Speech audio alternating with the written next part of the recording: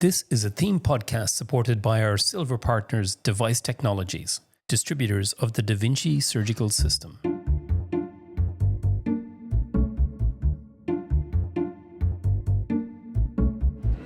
So Declan, we're in London. We're in the courtyard of the old Guy's Hospital campus. Still on my old stomping grounds? Still on your old stomping grounds. It's amazing. You've got beautiful cherry blossoms everywhere. There's a statue of Thomas Guy. Yep. Thomas Guy, right there. Students and people bustling in and out. This little bit of the old ancient courtyard. Oh, the Guy's Chapel is there. Yeah. But King's College kind of medical school campus was there. And the on-call room, when I used to be a registrar at Guy's Hospital here, the on-call rooms were in here, in that kind of colonnade in this courtyard. So yeah, it's taking me back. And amongst all of this is the beautiful modern shard building, which you guys can't see, but it's towering above us over there. It's beautiful. This is the second of our podcasts from London, and one of the main reasons for the visit is to watch some single port robot surgery and speak to some experts. Yeah, that's right, because single port robot has been in the US for a few years, but it only got approved in Europe last year and only in Australia in the last month. So we're expecting to see some single port robots hopefully around Australia, hopefully in Melbourne very soon. That's right. We need to learn about this robot because it's quite different to the multiport robots we've been using for 20 years, haven't we? And I think we're going to focus on things like the transition from multiport to single port. What are the ideal cases for single port versus multiport? What are the different approaches you can do now, extraperitoneal prostatectomy? So it does open up a whole new world. So I'm very keen to find out more. So here in London, there's only one SP robot operating, and it's here on site here, London Bridge Hospital, which is next door here to Guy's Hospital. Installed the first SP robot in the UK, and we're coming to see it in action because two of our great buddies, Declan Kahill and Chris Eapen, super high volume prostate cancer surgeons, are using this robot a lot. And actually Ben Chalicum, friend of the podcast is, but he's not operating this few days while we're here, but we're spending 4 days here to actually watch the single port robot in action as a preparation for us getting going in Melbourne. And London Bridge Hospital is amazing. 4 operating rooms, 3 of them are taken up by robots. Yeah. So they have 2 XIs and 1 single port. Amazing. It is kind of amazing, and that's our mission. So we're going to catch up with Declan first of all. He's got a couple of cases lined up this afternoon. Your old mentor? Yeah, my old mentor. I still bang on about him all the time. I'm going to be surrounded by 2 Declans for a couple of days. Even still, every single prostatectomy I do, or when we're training our trainees, I'm still saying things, well, this is the way Declan Kahill taught me how to do this operation. It's going to be great fun to see Declan again, watch him do a couple of cases, and especially we're going to pick his brains on that transition from multiport to single port and patient selection. He's a full-time prostate cancer surgeon like me, but he uses both systems, so I'm very interested to find out his perspective on using one system or the other, and the transition, what do we have to do to learn how to use this. And then Chris Eapen we're going to see tomorrow, Professor Chris Eapen. He's again completely transitioned to single port, hasn't he? So and he's again a full-time prostate cancer surgeon here in the UK. He's long been a pioneer of minimally invasive surgery in the UK from when I was training here, and we're going to watch him do Retzius-sparing because he's a Retzius-sparing advocate and on the single port, but he's completely switched to single port, which seems amazing. Yeah. So that's it. We'll another podcast. Let's go find him. All right.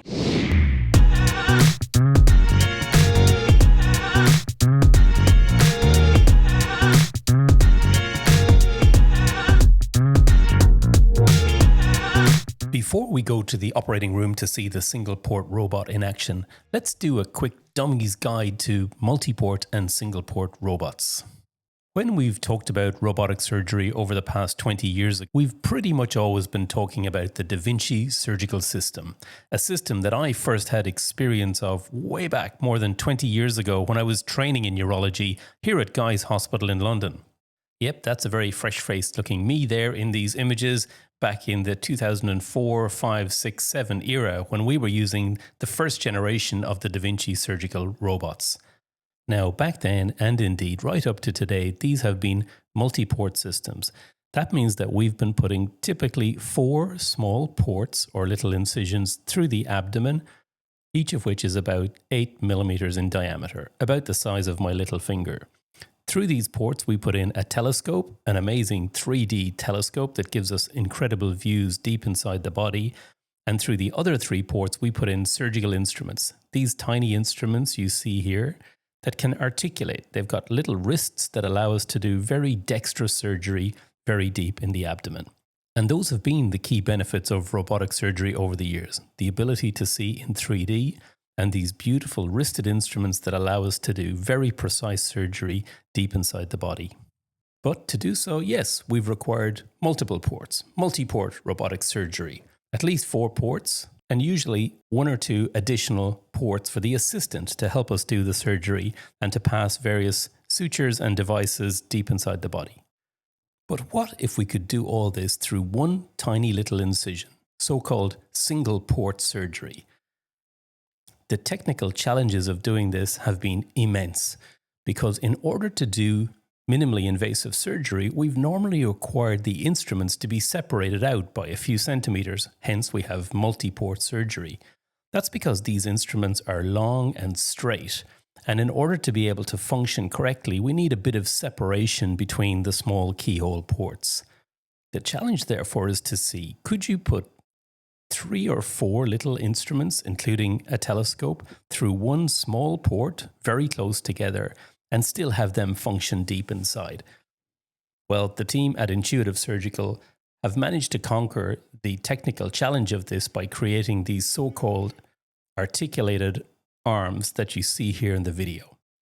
The telescope and the instruments all go in straight as usual, but once they're deeply inside the body, they spring out like you see here, allowing some separation so we can do surgery in the usual fashion. This is all done through one single 25mm port. So for example, this port could go in around the belly button and effectively be hidden. Instead of having multiple tiny incisions, the patient has one incision that can very often be very difficult to identify a few months later. The engineering to do this is really quite incredible, and a testament to the very talented engineers who have been working at Intuitive Surgical in California over the past 20 plus years. This system has been in the US for a few years and just became approved in Europe over the past 12 months and in Australia over the past couple of months. Myself and Renu recently had the chance to do some training on this system when we had one visiting Epworth Hospital here in Melbourne a few weeks ago. We control it from a typical surgeon console here in the corner, and you can see the tiny instruments that we have deployed through this 25mm single port system as we do some suturing and some exercises here in one of our training laboratories at Epworth Hospital. At the time of recording this podcast, none of these systems have yet been installed in any hospitals in Australia, but we're very optimistic we will be able to offer single port surgery to some of our patients before too long. Okay, so let's head into the operating room at London Bridge Hospital. First, Renu is going to catch up with my old buddy Declan Kahill doing a robotic prostatectomy using a single port robot. And then we'll chat with Chris Eapen, another urologist at London Bridge Hospital who has now exclusively switched his practice to single port robotic surgery. All right, so we're here at London Bridge Hospital with Declan Kahill. Declan, that GU-cast scrub cap looks good on you. It feels very comfortable and I'm very proud to wear it. Well, we're here visiting you today because you're doing some single port robot surgery. Let's talk about that transition from multi-port to single port. How's it been for you? So it was unusual in that we didn't invite it, actually. The hospital we're in, London Bridge Hospital, it was their innovation. They're part of a large group at HCA, and they wanted to. HCA are the largest owners of the robot. Yeah. And they've got 500 units. Yeah. Basically, and so they're very robot proactive. Hey, I'm going to interrupt you for a second there, Declan, because they're draping this single port robot. It's fascinating. Can you just talk us through it as they're doing this? It's a single piece. This is Sainar, one of our experts, and it's a single piece, and it's obviously very intuitive, as these things tend to be. Yeah. And it's a process. Yeah. And you're going to watch this clip, and. Oh, gosh. Basically, it's coming down, and there's 4 sheaths there for each arm on the robot. So there's camera arm and 3 instrument arms. Yeah. And he's going to slip them in and click them on. You'll be familiar with the click process you can see down at the bottom, and you'll be familiar to the sound when they engage the arms. But before they do that, they're just going to drape the robot with, again, this magnet sleeve-like system that the multiport has, but it just strikes. It is just so intuitive, fantastical that it's a single piece. Yeah. It's a single piece. Oh, You know nice. that with the multi port system, there's a different piece for each arm. Yeah. But there's the very clever bits coming up here. After this bit, this is just housekeeping by Sino because he's thorough, and he's now going to do the arms. He's going to do it in order. Yeah.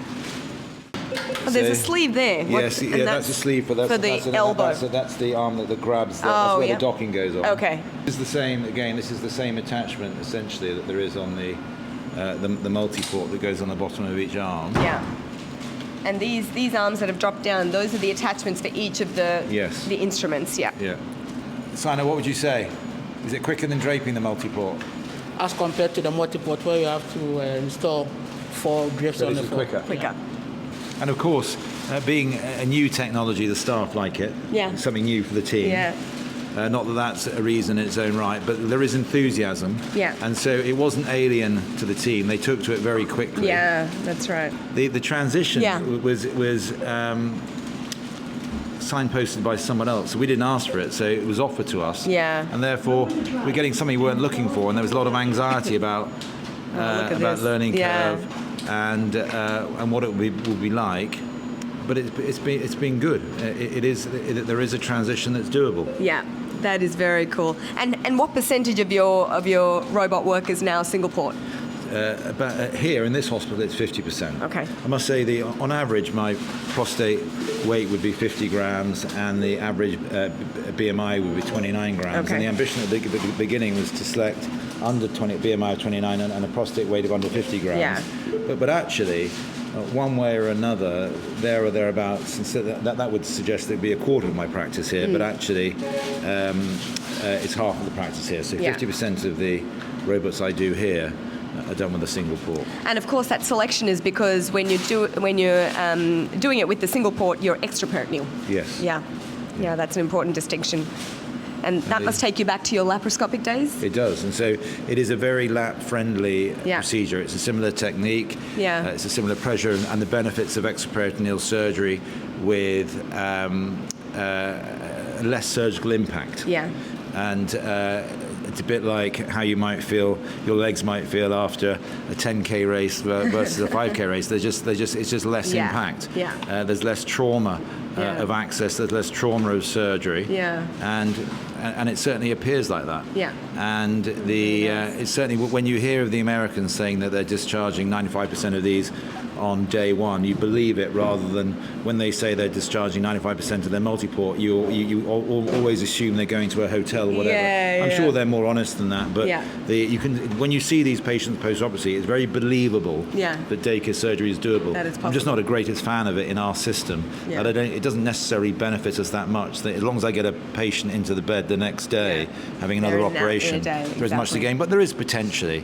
Yeah. And I think some patients like it, although as I mentioned earlier, I can't help but feel that day case surgery is about the hospital and not the patient, as I said. And the learning curve is, the unknown is worried. Transitioning from potentially, you'd like to think of yourself as an expert at one system to being a novice at the other.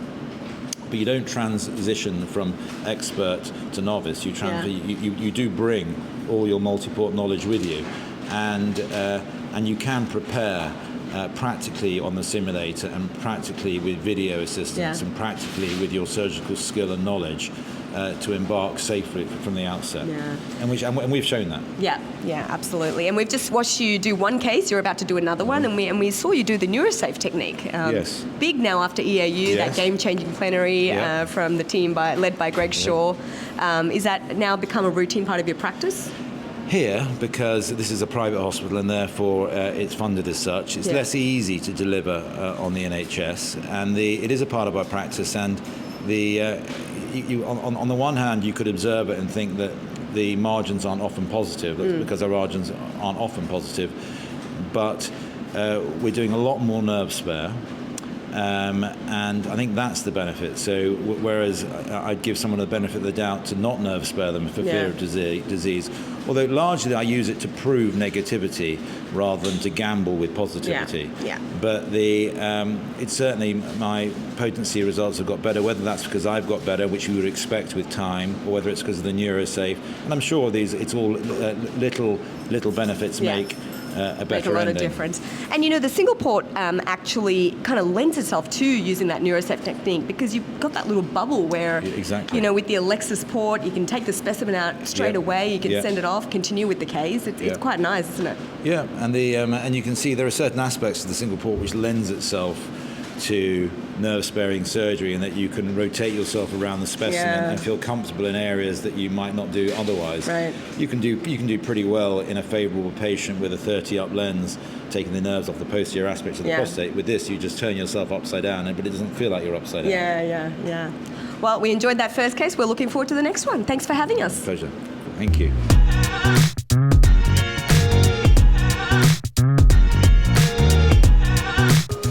Going through that wispy stuff, and we can see the pubic bone there.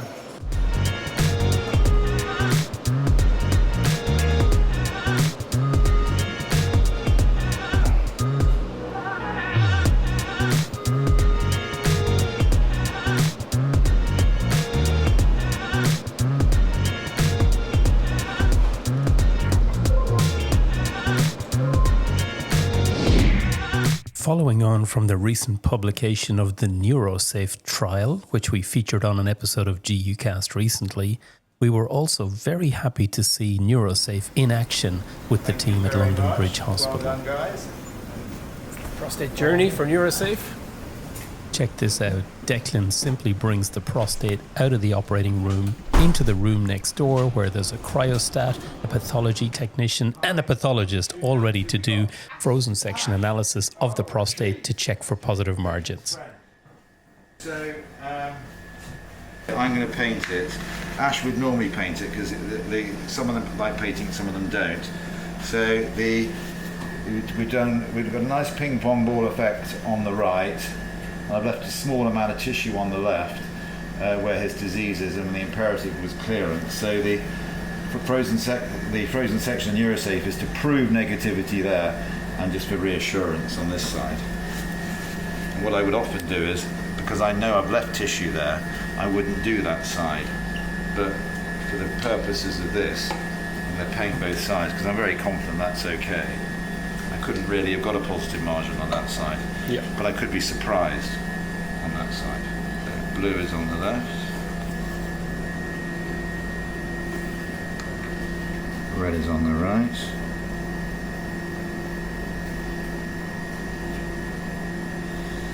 A little bit of fixative.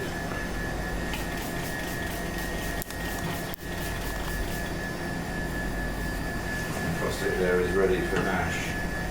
And then we'll go and do some hemostasis and a bit of reconstruction without hiding the bundles. And in less than 20 minutes, the results are back. All clear. Good news for the patient. Well, Chris, it's great to be here at London Bridge Hospital. I'm here with Professor Chris Eapen, super prostatectomy pioneer from here in the UK, and we've had the great privilege of watching you do an SP robot here this morning. Great to see you, Chris, and thanks for joining GUcast. Well, it's great to host you here. I mean, it's been a long time, I think, since I had any interaction with Australians. As you know, I had lots of fellows from Australia, so I miss it. So exactly. There was a golden period, I remember, when I was doing my training here in the UK, when you had the likes of Dan Moon and Jason Uwe, Dennis King, Troy Gianduzzo, and so on. And there was like a continuous train of them coming to spend time learning laparoscopic prostatectomy and kidney surgery with you. Yeah, and it's fascinating to see that Troy and Phil Dundee have just published their first 200 Australian cases of Retzius-sparing prostatectomy.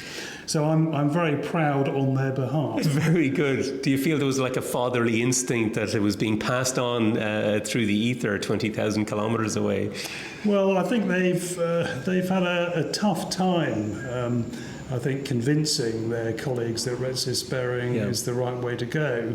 But I think for a subset of patients, undoubtedly it is. In other words, the guys who've got anything other than bulky anterior disease, I think it's a very interesting approach. As I've said to numerous fellows over the ages, there's so many ways to do this operation well and a few ways to do it badly as well. But I think Retzius-sparing for the right patient is a really good approach functionally. So that's the thing we want to talk to you about. We've already spoken to Declan Kahill, who we spent time with here yesterday, about the transition from Multiport to SP. Yes. But you transitioned 100% pretty much to SP when you got access to the system only 9 or 10 months ago.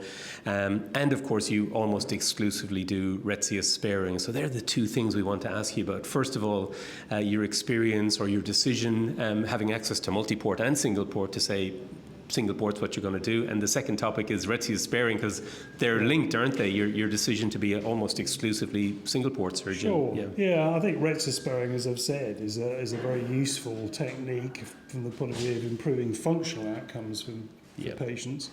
But Retzius-sparing involves operating on a really small amount of the patient. It's small volume surgery, and I think this is where the SP really shines, because it takes you into small parts of the body and allows you to do a good operation. I've done just over now 150 SP cases.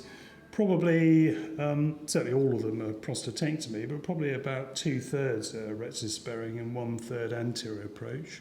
Yeah. So I'm still happy to use an anterior approach if I encounter a patient who needs to have that for the best outcome.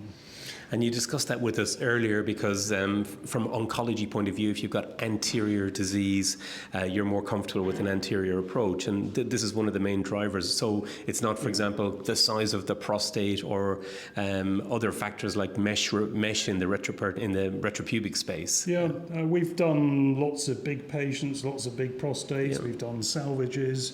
I've done just over 1,000 Retzius-sparing prostatectomies. So I don't think that any of those factors is a bar to doing it, but I think bulky anterior disease, when you look at the specimen after you removed a Retzius-sparing prostate, it's completely naked anteriorly. There's no detrusor, there's no DVC, there's no fascia, there's no fat. So I feel pretty uncomfortable in guys, particularly with high-grade, high-stage anterior disease that's bulky, using that approach. Anterior is better.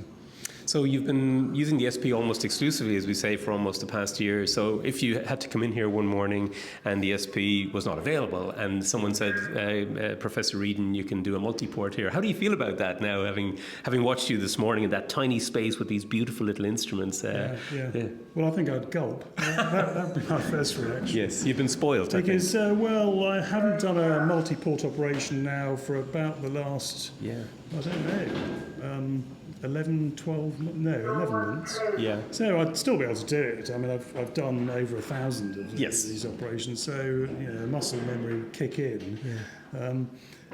But SP does make a bit of a difference then, doesn't it? SP, I think, does make a difference. It makes a big difference when you're first starting your SP journey, but after a while, it's the same old. It's what you're used to.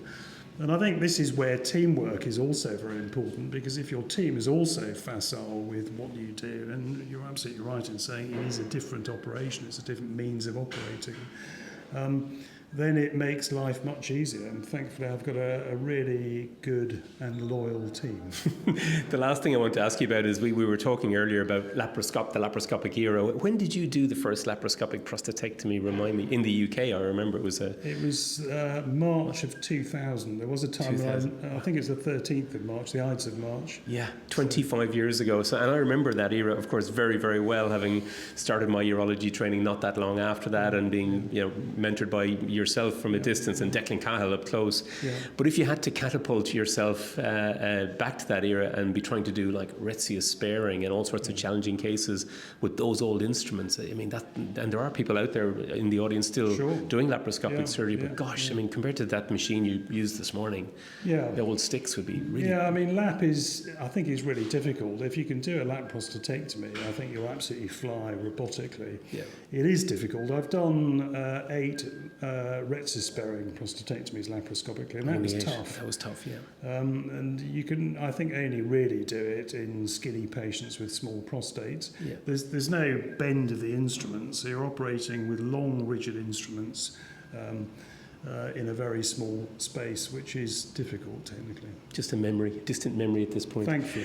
So you're coming down to Australia as well in a few months, which we're really looking forward to, and certainly all your old Australian fellows hopefully will gather together. We've got a meeting where you're coming to talk about SP and as well lots of challenging cases in prostatectomy, so stay tuned. You can catch up with Chris if you happen to be in Australia at the end of May. Looking forward to it. Thank you. Good.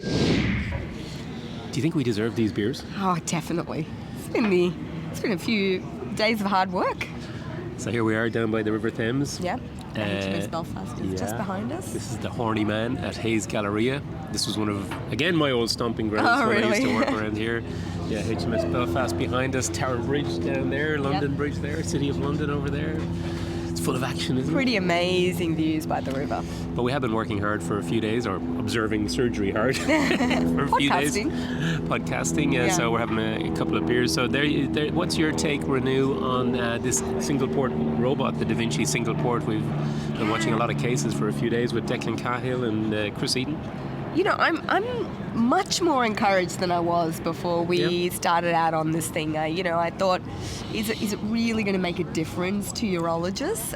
But seeing it in action has been quite interesting. You know, there are things that I think become much easier with the single port. I mean, docking is fantastic. You know, it's so easy. Yeah. It's one, essentially one Alexis port. Pop it in. And then all the instruments are there.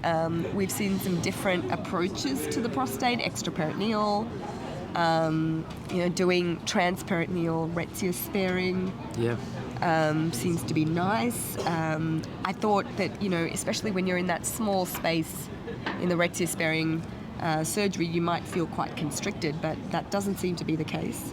So I'm really encouraged. Yeah, me too. I thought it would be more fiddly and more of a faff, and that's why watching Declan first of all do a classic extraperitoneal doc, because I used to work with him, as you know, 20 years ago, doing laparoscopic prostatectomies, extraperitoneal balloon dilatation, and it was joyous, filled me with great joy to watch that access. He just made an incision, went in there, did minimal dissection, just no balloon dissection. No balloon dissection. Because you don't need it, because you're going in with just this little narrow cone of instruments. So I'm quite excited about that. I like the idea of going back to doing retropubic, which we couldn't really do. I mean, I know some people have done it, but generally speaking, when we're doing multiport robots, we've been going transperitoneal for prostatectomy. So I am excited about the prospect. I mean, size does seem to be a limitation with the extraperitoneal approach, and I think it's going to be important when we start on this in the single port technology that we choose these cases appropriately. Yeah, as best we can. But the Retzius-sparing, Chris Eapen having transitioned almost 100%, wasn't that amazing? You were asking him, what would you do if you couldn't use a single port and you had to go back to multiport?